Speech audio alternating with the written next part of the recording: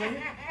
You sing it? 1, 2, 3. Happy birthday Oh, there it is. to you. Happy birthday to you.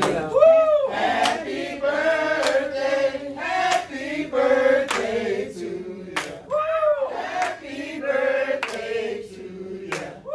Happy birthday. 39 plus 31.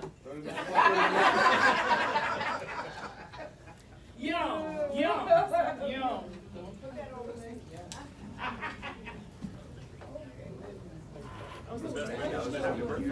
Thanks, everybody. I found myself being like, I thought I knew this song.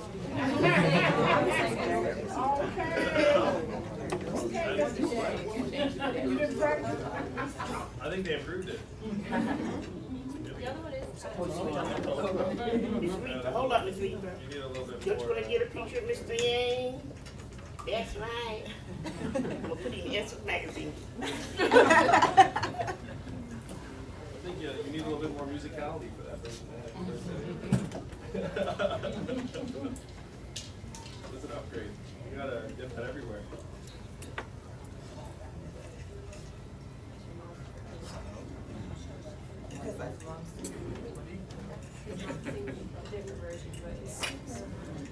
Well, thank you all so much for being here. I'm not sure if I should just introduce myself further. Know how much you know about me and the campaign. How many other candidates have come through thus far? What number candidate am I in the caravan?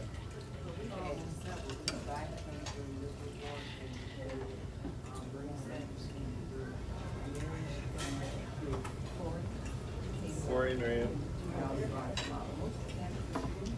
Wow, I'm late, which I kind of knew. I'm a little late to the party. Sounds like I'm candidate number 7. Something like that. Well, thank you for wondering after me. Well, thank you. Yeah, I was trying to get Whoopi to come down with me. Oh, really? So you might, yeah.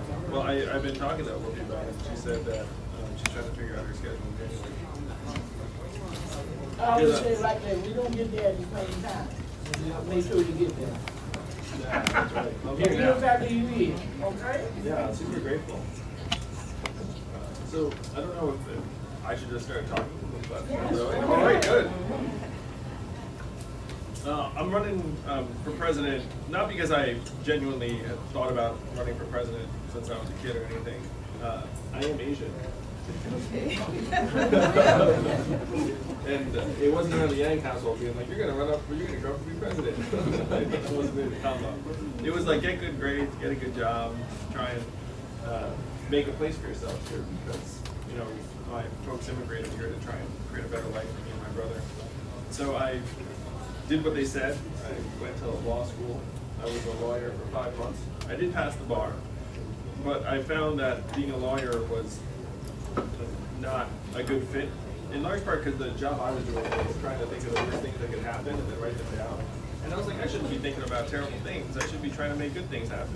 So I left to start a business. How many of you all have started a business or organization or a club or a mailing list or anything like that? I got a sense most of you like an enterprising group. So if you had your hand up, you know 2 things. Number 1, it's much harder than anyone lets on. And number 2, whenever anyone asks you how it's going, what do you say? It's great. So my business went great until it failed. I believe it. And that failure hurt. You know, you tell everyone you know you're going to do something, and then they all see it not work out. But I've been bitten by the bug, and I said, okay, I want to try and get better at this. And so I worked for a more experienced entrepreneur for a number of years, and then I became the CEO of an education company that grew to become quite successful. It became #1 in the country and was bought by a bigger company in 2009. Now, 2009 was the financial crisis. How was that time in this part of South Carolina? It was hard. And we survived that one and all. It was survived. It was a difficult period. It was very difficult. I was one of the few that lost an investment that I had put aside and thought I would have it for later. Now it was on the books and then it was gone. Real estate market was taking a lot of Yeah, real estate was hit hard nationwide. And I thought I had some insight as to why the financial crisis had happened. It was because a lot of the smart kids I'd gone to school with had gone to Wall Street to create mortgage-backed securities and derivatives and financial instruments that had helped crash the economy. So I thought, well, that's a disaster. That's not what you want your people to be doing. So I imagined what I would want people to do, and the vision I came up with was for them to help create jobs and start businesses in places like Birmingham, New Orleans, Baltimore, Cleveland, Detroit, places that could use a boost. So I quit my job. This is actually the part that bait and switch for my wife, because when she and I met, I was like a pretty normal guy, doing like an education job. And then when I quit my job to start this nonprofit, she was like, "What's going on here?" so I quit my job. I donated some money to start a nonprofit. How many of you all work in nonprofits or volunteer? A lot of you. So, it's also hard, where nonprofits never have the resources they need to actually do the work. So I put in some of my savings and I started calling wealthy people I knew with this question: do you love America? And then the smart among them said, what does it mean if I say yes to this question? And I said, at least $10,000. And they said, I love America for that much. And I was like, I thought you did. So managed to raise a couple $100,000, and then that grew and grew. And my nonprofit that I started and ran for 7 years helped create about 4,000 jobs in Baltimore, Detroit, Cleveland, New Orleans, Birmingham, and other cities. And the way we did it was, I went around to campuses around the country, and I went to young people and said, hey, do you want to learn how to build a business? And if they said yes, then I said, if you join this program, then we will send you to work at a small and growing company in one of these cities for 2 years. And at the end of 2 years, if you want to start your own business, we'll have investment for you and mentors. Does that sound like a good idea to you all? Wow. Yeah. Where was I? Yeah. So that organization grew and grew, and it got to a point where it helped create several thousand jobs. I was honored by the Obama administration, so I was an honorary ambassador of entrepreneurship for President Obama. Got to bring my wife to meet the president, so my in-laws were really excited about me for a little while. They had like a nice picture of their daughter with the president. But I got this sinking feeling during this time where I felt like things were getting worse, not better. And I was getting celebrated for helping create these thousands of jobs, and I said, why do I feel like this isn't working? And then Donald Trump won in 2016, and I'm pretty sure you all reacted the same way I reacted, which was what just happened in this country. And if you turned on cable news, you would think that he's our president today because of some combination of Russia, Facebook, Hillary Clinton, emails, the FBI. But I'm a numbers guy, and I saw that we had eliminated 4 million manufacturing jobs in Ohio, Michigan, Pennsylvania, Wisconsin, Missouri, Iowa. We eliminated about 90,000 here in South Carolina too. And when you get rid of those manufacturing jobs, blue turns to red in that town. Because you get rid of the jobs, then what closes next? The shopping center, and then people go around and start trying to move out. So that's happened in all of the swing states that Trump needed to win and did win. And unfortunately, what we did in those manufacturing plants, we're now doing to retail stores in main streets around the country. How many of you noticed stores closing around where you live? Yes. And Major department stores that was booming in the 90s and the early 2000s. It's just strip mall. They gone. why are all of these stores closing? Because of Amazon, that's right. Amazon soaking up $20 billion in business every single year, causing 30% of America's stores and malls to close. The most common job in the country, retail clerk. Average retail clerk's a 39-year-old woman making between $9 and $10 an hour. So 30% of those stores and malls closed. How much did Amazon pay in federal taxes last year? Zero. So that is the math facing our communities. 20 billion out, 30% of stores and malls closed, most common job disappears, and we get zero back. if you've been to a Burger King or a McDonald's, you might have seen one of those self-serve kiosks. You certainly see it in like a CVS or a grocery store, Walmart. Right now, food service and food prep is the third most common job in the country. We're going through the most common jobs in this country, and we're automating away a lot of them. So, started in manufacturing, moves to retail, food service and food prep. There are two that scare me. The first, you can make a joke about it. When you call the customer service line of a big company and you get the bot on the other end, you probably do the same thing I do, which is you pound 000, say human until you get someone on the line, right? Because that software is terrible. But in 2 or 3 short years, the software is going to sound really good. It's going to sound like, hey Andrew, how's it going? What can I do for you? You're not even going to know it's software. What is that going to mean for the 2.5 million Americans who work at call centers right now making $14 an hour?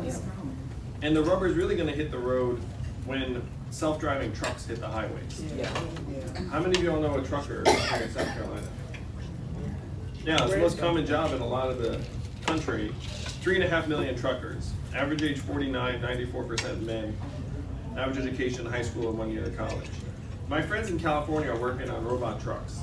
And they're working on it really hard because they think they can save $168 billion a year if they can get self-driving trucks. That's not just the labor of the trucker.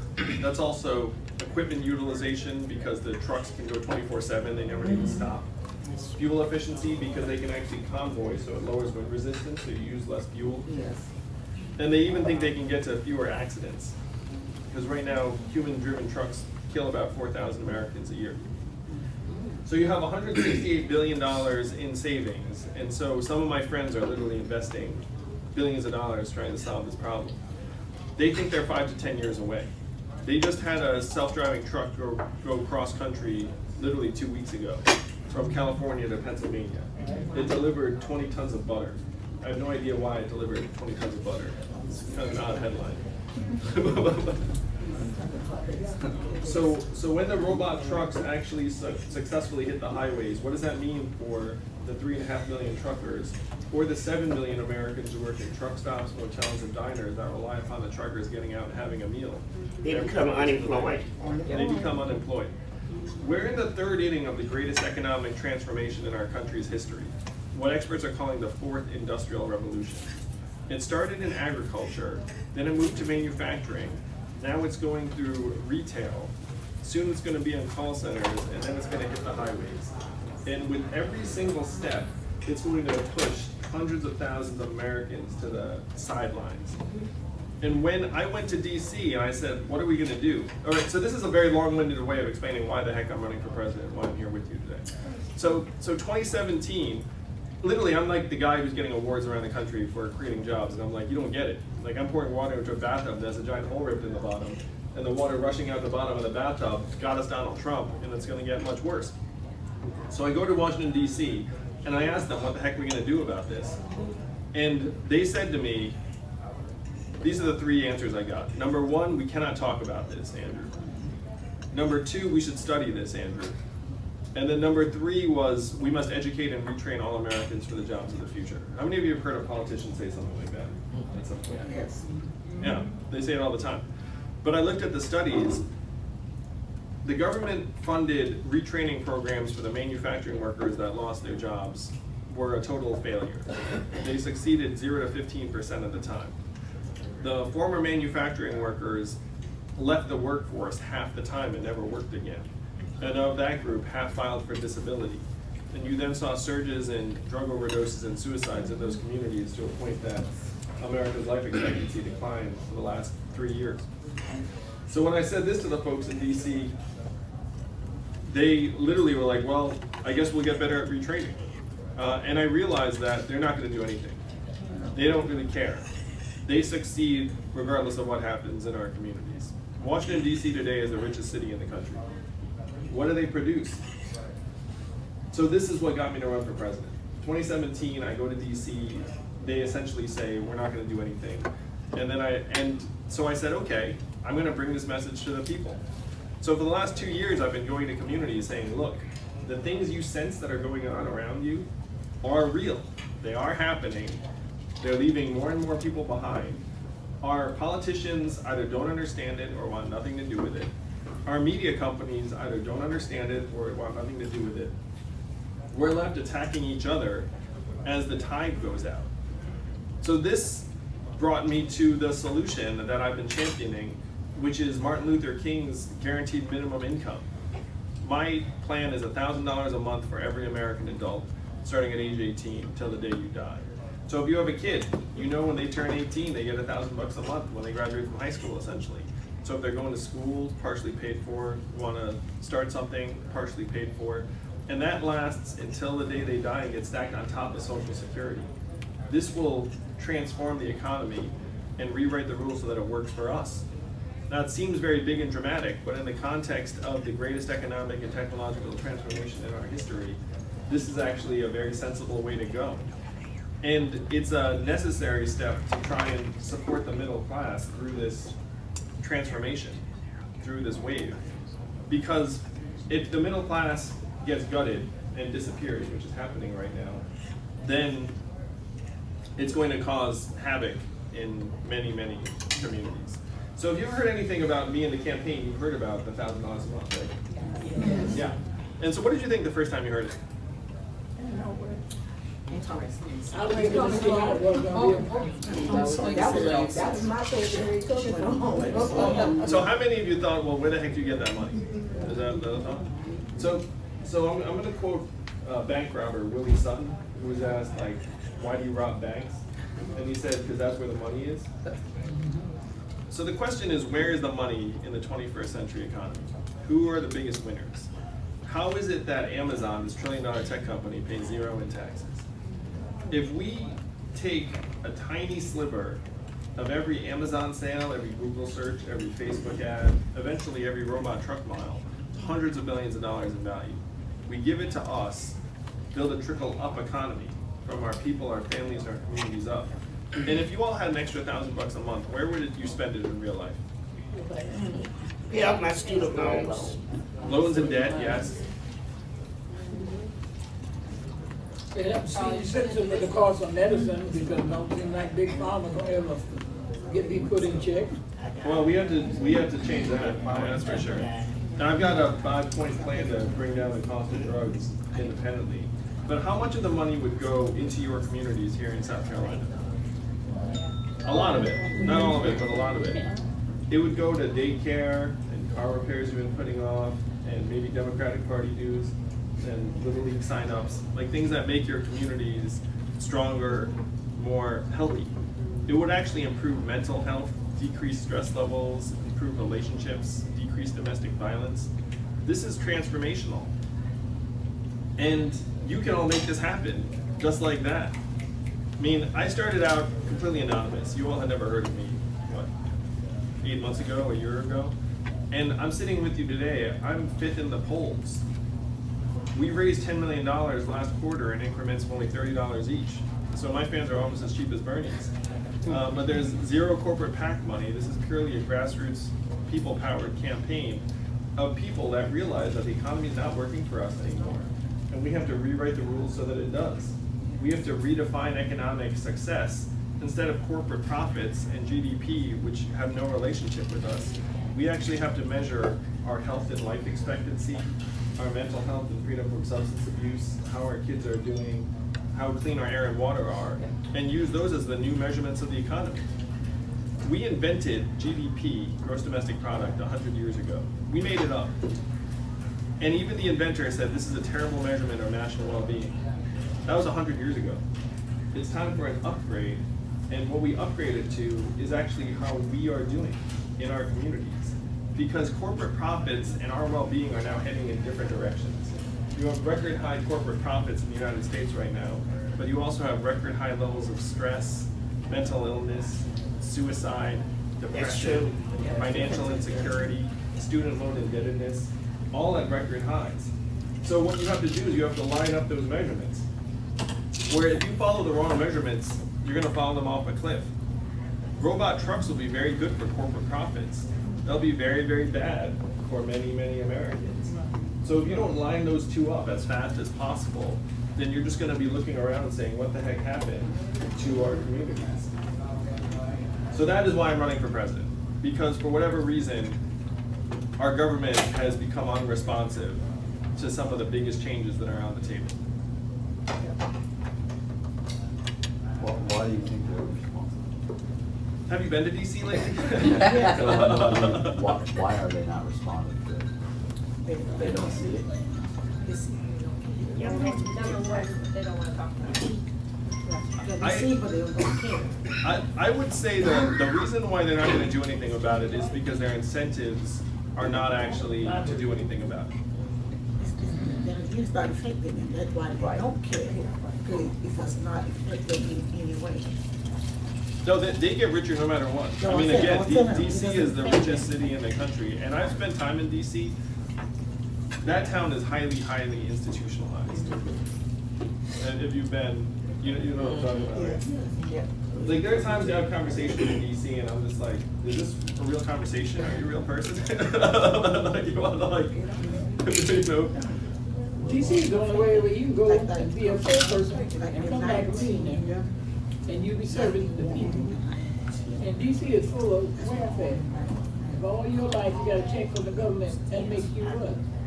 If you got more welfare clients sitting in Congress and the Senate, and right now in the White House, did you ever seen in your life? How many $1 million for Milagro? Welfare. Nobody ever thought about it like that. But all their life, their job has been government. Government paid for. So you on welfare and you couldn't food things. That's one reason why I'm for term limits for all Congress Thank you. people. Me too. Is you send them to DC and then say, your job is to get work done and then come home. And if you make DC your home, then you're doing something wrong. You know, the problem is someone gets to DC and they just want to stay there like spiders crouching in the, in the Capitol, just soaking up gold coins. I mean, that's the career path. And we have to put a stop to it. So I'm saying 12 years in Congress and then you come home no matter what. So that's 2 senatorial terms or 6 congressional terms. And as president, I've said that I'm going to set a rule where presidents can't give speeches for personal gain after they leave office.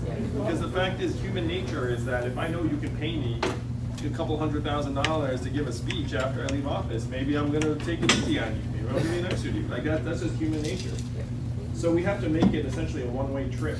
We have to say, look, we'll give you a raise, but then no taking corporate money for personal gain after you leave. And you start at the top with the president, but then you have that also be the case for the top regulators in your administration. Because right now the regulators, almost the day they get into government, they look up and say, I've got an expiration date on me. What am I going to do after this job? And the companies are there being like, I can pay you 5 to 10 times more than you're getting paid right now. You just come work for me after. I have a friend who went to work on Capitol Hill. He hated lobbyists when he showed up. Guess what he is 15 years later? A lobbyist, that's right. Because he has all these relationships on Capitol Hill, and then people were like, I'll pay you hundreds of $1,000s just to schmooze your former colleagues. And then he's like, I guess that's my job now. So that's the line of corruption we have to break. And what do you think about when it comes to us as the general public, the lack of knowledge that we receive? Because one thing I find that a lot of times we as citizens spend so much time fighting each other based on our beliefs about politics. And if people really leading us doing whatever they want, passing whatever bills and rules they want, while we're out here in the world of confusion. You know, the state of Washington right now for me is a joke. And the general public are still fighting about who's against the president, who's for the president, and we're losing so much with foreign relationships and everything. Yes. And for me, that's my big concern. We, as a citizen, it's like we are not aware of what's really occurring. And we are allowing this to happen because we're supporting things that we know about. No, I mean, you're right about everything you just said. I think Americans are increasingly fed up where we see that our government is not really serving us anymore. And it's reached a point now where our longtime allies abroad are looking at the United States being like, what the heck is going on in the United States of America? And the simplest explanation for it is that our government has been overrun by corporate interests and self-dealing, and it's been that way for now decades. The feedback mechanism is broken down between people and the government, and now people are fed up. You all, well, I'll just speak for myself. I have family members who voted for Donald Trump, and some of them were fueled by this passionate disdain for Washington. And I look at that disdain and I say, okay, there's some reality in there. Like, I certainly would not have voted for Trump on that basis, but I get the anger. And so the only way to change all this is to recapture our government.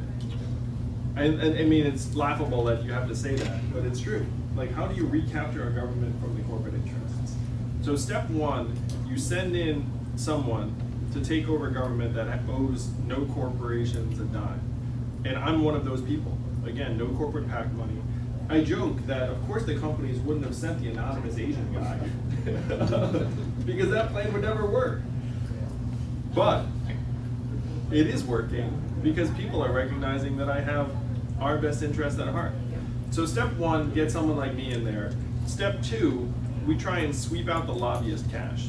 So right now, the lobbyists paying legislators as soon as they leave their office and have captured government. So the way we wash it out is you try and overturn Citizens United, which allowed all this dark money, but the fact is that corporations had a hold of the government before Citizens United ever happened. So the way we wash it out is we put 100 democracy dollars in the hands of every American voter and say, you now have 100 free dollars that you can give to any candidate or campaign that you want. Right now, fewer than 5% of Americans contribute to political campaigns because we don't have much money to spare, and a lot of us are checked out on politics. What do you all think that percentage would be if you had 100 free dollars every year that you could give to any candidate or campaign you wanted? It would go up, I think it would go up. It would know how much. 50 to 60% higher. That's what I said. I was saying it would go up to like 50% because people are still lazy.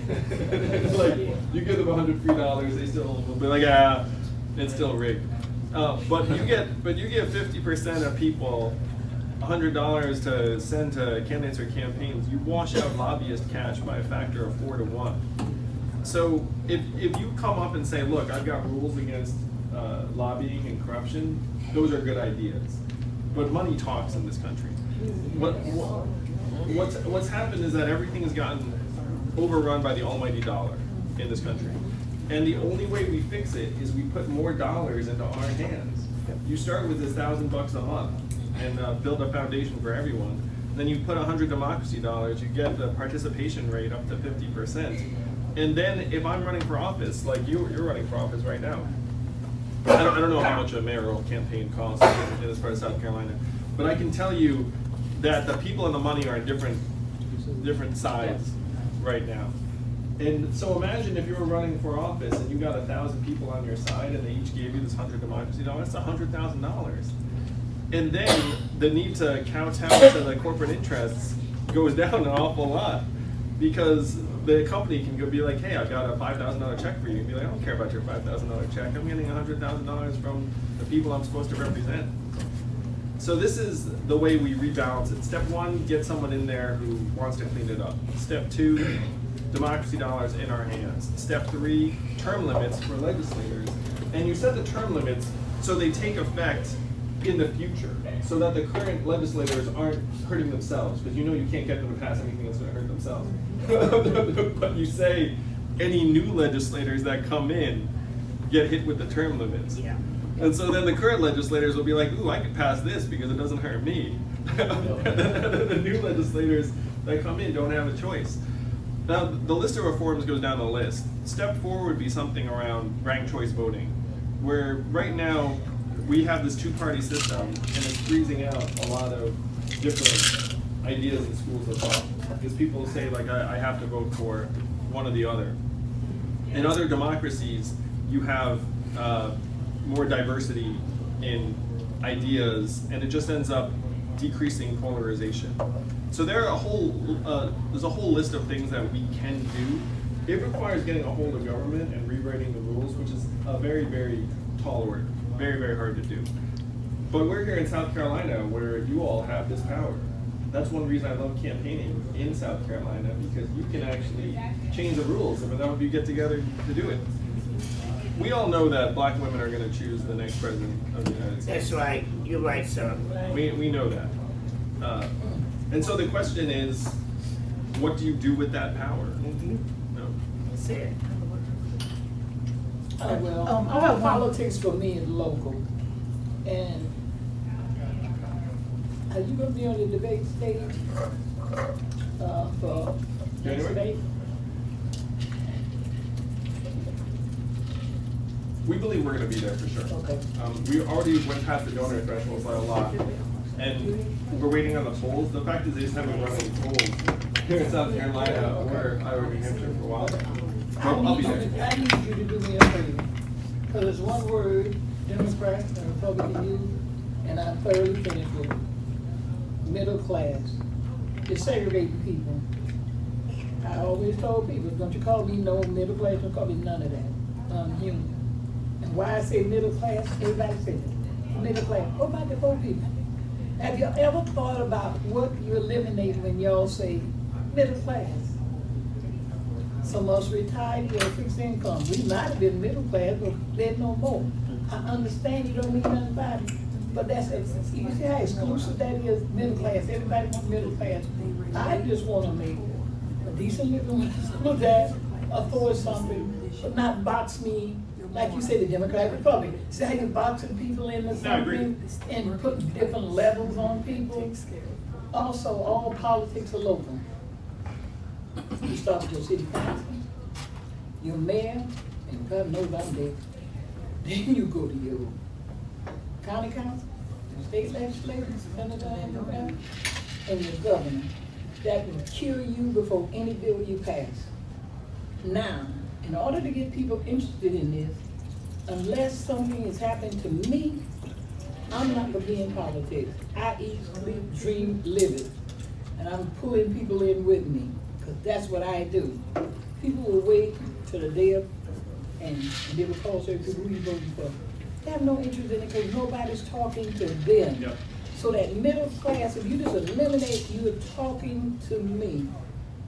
And why I think a lot of us went for President Obama, the one word he used, we. Yes, we can. That's all he said, and we lost our ever-loving mind.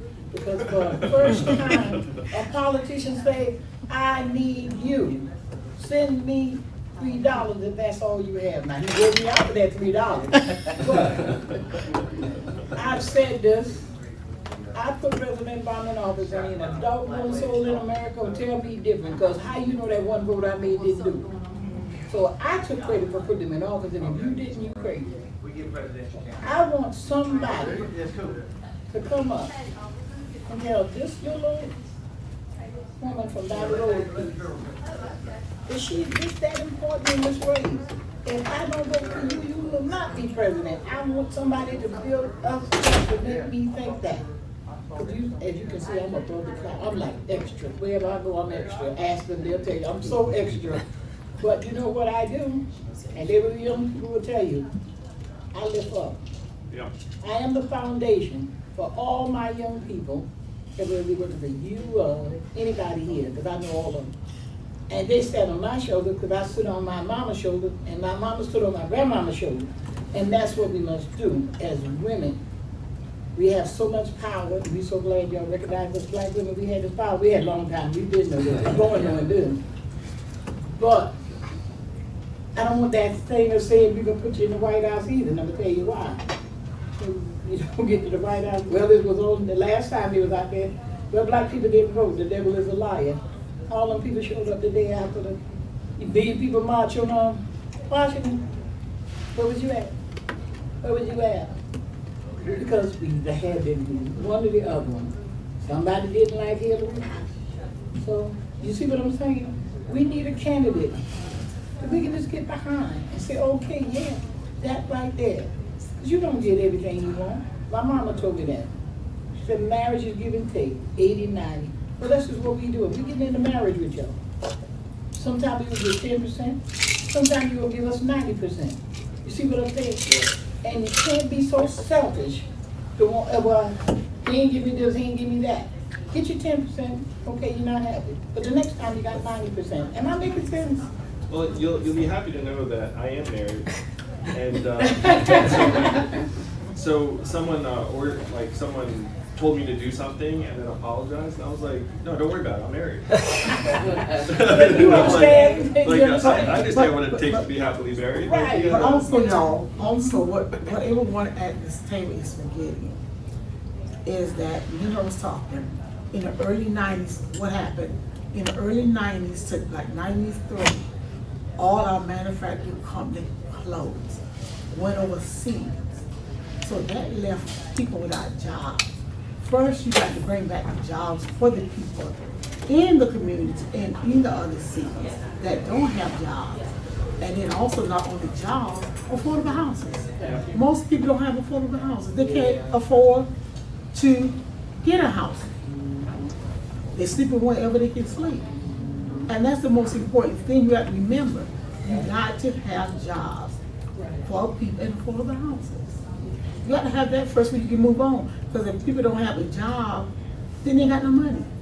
They cannot do nothing. They cannot support anybody that's running for president, Congress, or whatever. They cannot support them because they don't have a job. It's not that many jobs in this area. And most people are not focusing on that. They're not worried about that. You should know I'm laser focused on that, because I think if you don't have a job, then it's hard to get anything else done. And if you don't have a job, it's not just the money, it's the structure, the community, the purpose, the fulfillment, the well-being. And this is true for men in particular, where men respond to idleness worse than women. If you have an idle man, substance abuse rates skyrocket. They volunteer less than employed men, even though they have more time. Think about that for a second. Women respond better, I think, because women are never really idle. Honestly, like if you have a woman out of like the workforce, she'll still be doing all sorts of things. She'll still be working. So the question is, how do you create accessible jobs here and in other parts of the country? And this is going to take a little bit of playing it out. So let's say you get $1,000 a month into people's hands on top. The money goes into car repairs and daycare and Little League signups. Does the garage need to hire an extra person? Does the restaurant need to hire an extra server? Does the daycare need to hire an extra person? How many of you have, well, I mean, there are a lot of college towns here in South Carolina. Like, if you look at the economy of a college town, that's essentially what we have to try and shift more and more communities towards. The reason why college towns seem nicer than other towns is because they have all this money flowing into the town from outside that serves as like essentially an economic base. So if you go to a college town, you see more small businesses, you see like that Main Street, and you think, oh, it's because it's serving the kids. It's actually because all this money is flowing in to that community from outside. If you put $1,000 a month into people's hands, then you end up creating accessible jobs where people live and work, because all that money ends up flowing into businesses that serve those people. And not just businesses, but also nonprofits, religious organizations, political organizations, civic engagement. I also want to give full credit to anyone who's run for office. If you're running for mayor, anyone else here run for a local office? Sure, Maddie has. What I say, and I mean this, running for local office is harder than running for president. Because everyone knows who you are and where you live. Like if Andrew Yang disappears for a day, no one notices. But if you disappear for a day, people will be like, where were you? You didn't come to my barbecue, you didn't come to this. So I just want to give credit where it's due, where I agree with you that all politics are local. And the people who run for local office, I admire a great deal. Now, for the security of the country, what are you going to do? We got allies, we got countries do not respect the United States anymore. You got your trade, you got, so what, the economic part laid out awesome. Now for the security of the country, what will you do? We're spending $700 billion or so a year on a military-industrial complex that may or may not actually be making us safer. So the first thing you do is you let the rest of the world know, hey, Donald Trump's gone, and now we're open for business in terms of rebuilding relationships, partnerships, alliances. I've signed a pledge to end the forever wars. We've been in a constant state of armed conflict for 18 years.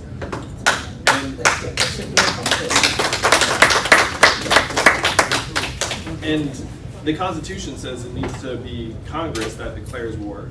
Congress essentially gave that power to the executive branch 18 years ago and said we want nothing to do with it. We have to give that back to Congress. We have to say, look, Constitution says you declare war. If we go to war, it has to be because it's the will of the people as enacted through our representatives. So the question is, are we spending that $700 billion on things that would actually make us safer and more secure today? To me, the biggest threats that are facing us, last century it was other countries. This century, it's other countries, yes, but it's climate change, it's artificial intelligence and cybersecurity, it's loose nuclear material and non-state actors. We're more likely to have a major problem that develops from one of these than another country provoking us or invading us, because they all know we spend, even now, we spend 4 or 5 times more than any other nation. So it was James Mattis, who's the Secretary of Defense, who said the more you invest in diplomats, the less you have to spend on ammunition. So we have to spend money on diplomats. And right now, the State Department has actually lost a ton of its experienced foreign policy experts and diplomats. So we need to reinvest in that. I will say that while the rest of the world right now is looking at the United States saying, what the heck has happened, that can change very, very quickly. Where if you put me into office, then the rest of the world will say, wow, they turned it around awfully quick. And there are going to be a lot of people around the world who be very excited about my being in the White House. Because most of the time talking about it, very seldom you hear talking security. And you do have people that are afraid for the United States. So I would add too, instead of just talking economics, talk about the safety of what you're going to do for the country. You would also get more attention. Thank you. Yes. Thank you. That's just if you have a mic. I'm gonna be the mic person. You there? Okay, Gertrude. I missed the question. The question, Gertrude said, what was my question about the incarceration rate? That's mine too, and then just let me add my piece to it too. Gertrude, we on the same page. I'm representing the African American women. I'm doing a research on it, and we have in our country in federal prison 67% of the population that are lifers for nonviolent crimes. Yes. They were nonviolent crimes like third-time shoplifting, that kind of thing. And one person out of Philadelphia, Pennsylvania that I interviewed, she's in for 50 years for stealing $107 worth of bakery items. That's insane. Philadelphia, Pennsylvania. And that was, and I can give you research on top of research. So what I'm crying out today for my black women and for women of all races that are in prison for nonviolent crimes, that have children and families that they will never see again in this age, and they would like to know, why do people that actually kill people get 20 years and then out in less than 5, and then sitting there behind bars cleaning laundry and making license plate for the rest of their lives? It is unconscionable what we've done to communities of color in particular. And you can see the incarceration rate. America is over here while the rest of the world is over here. Exactly. So I would do so much as quickly as I can to make it right. Number one, you have to get rid of for-profit prisons. Exactly. Yes. It makes absolutely no sense to have a prison that actually profits if you have bad treatment of inmates and recidivism. Number two, I would get rid of mandatory minimums. because that's how you end up with these crazy sentences for crimes that are not an issue. I would pardon anyone who's in jail for a nonviolent drug-related offense, because I think that the war on drugs has essentially been an excuse to incarcerate many people. And this is something that I want you all to reflect on this for a second. There's a presidential pardon power. Why is that power always being used on rich, well-connected weirdos? Right. Like, I would love to mass pardon people who just shouldn't have been in jail in the first place. Yeah.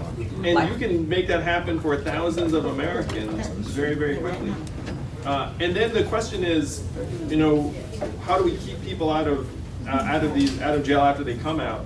It was a prison guard in New Hampshire who said to me, we should pay people to stay out of jail because we spend so much more on them if they're in jail. And this was a corrections officer. So if you have $1,000 a month that goes into someone's hands when they come out of prison, then at least they have a leg to stand on. They can come back and they're bringing with them some income so that their communities will say, oh, hey, you're back and you have this $1,000 a month and let's try and find the next path forward. Big picture, our criminal justice system is deeply racist, and it has the wrong punitive approach. That the goal has to be to genuinely try and rehabilitate and reintegrate. And I would like nothing more than to reform what's happening in our prisons. When I say reform, that's too gentle a word. Like transform, rip out, tear out, because we can all see what's happened. And I'm very happy to say Americans on both sides of the aisle now recognize that we have done our people a grave, grave wrong. You can't undo it, unfortunately. I mean, we just destroyed communities and lives and separated families and traumatized countless people. Like, I mean, you can't undo that, but you have to do as much as you can as quickly as you can. Unfortunately, they have one more stop, and I know we enjoy him. So we got one time for one more question, am I right? Who's gonna be your running? One more question. I'm working on it. 1 minute. And Temple hasn't said anything yet. She raised her hand. Go ahead, Temple. So this is my question for you. To the microphone. I went home and told my family over at the beach that I was going to be possibly released today, and we had a conversation about the UBI. And our concern is, we're all for anybody giving us money. There's no issue with that. But our concern is,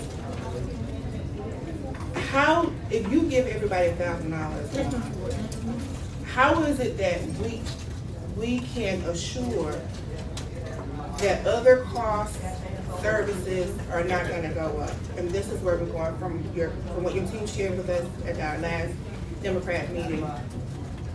I used to live in Seattle, so I was there when they did the $15 minimum wage campaign. Yep. Everything went up.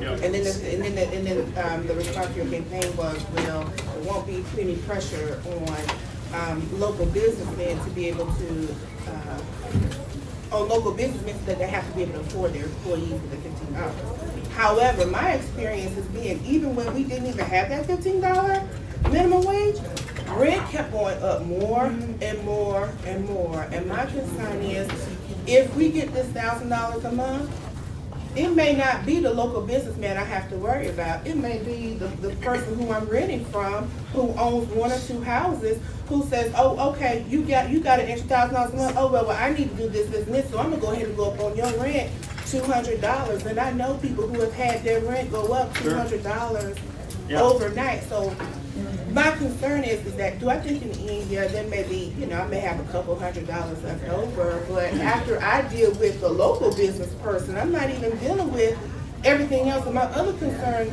living in this country has got to the point where it's just too expensive. And this is where I'm going. You can't even have regular television anymore. You have to have cable now. I miss just having an antenna and just watching those 3 channels, right? Correct. You guys remember that? You put the antenna up. Right. And the antenna doesn't even work anymore, right? Because they stopped broadcasting. They were. I got mine back. I'm not getting cable people all my money. I ain't got nothing to give them. But you used to have regular TV and the antenna, and it goes up, and then like if you didn't connect the cable, it was fine. I mean, it's getting to the Remember that. point to where, and again, to the people who are on fixed income, now they're at the point where, okay, I gotta choose a service package because I can't get reception to the antenna. Yeah. So now you have a cable bill that you really don't want, but you Yeah. gotta stay connected to what's going And on. it gets advertised at $30 and somehow it becomes $60. And then you have, And $98. and then you have ISP providers who are coming back, oh, you don't want the bundle anymore? Oh, that's okay, we're gonna go up on your one service, which is the internet service.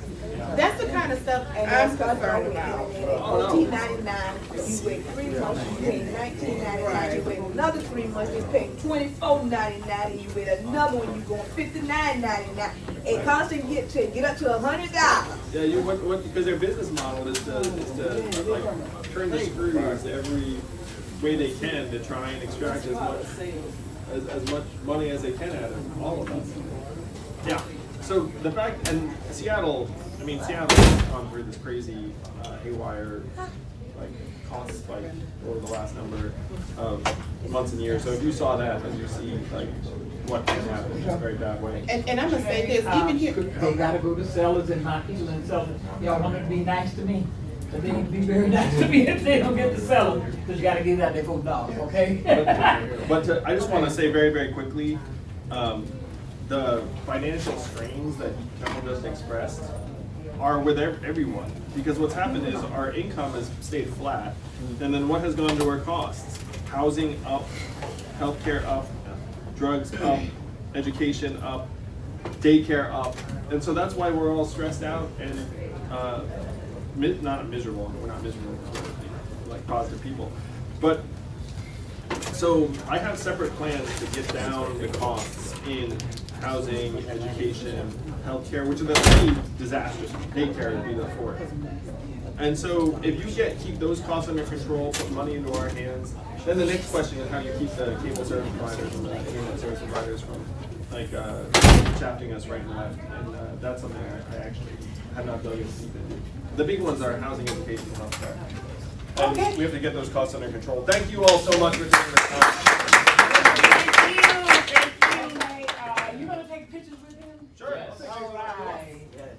Okay, so everybody get to take a picture, and we had great conversation, we had great food, and then he happened to be celebrating my birthday, so we could win all the way around.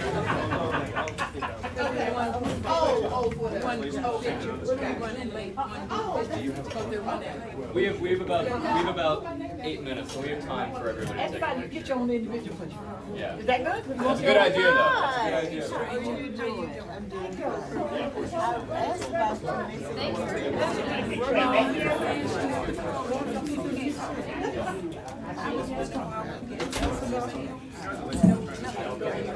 All right, everybody come back this way so we can do the picture. Okay.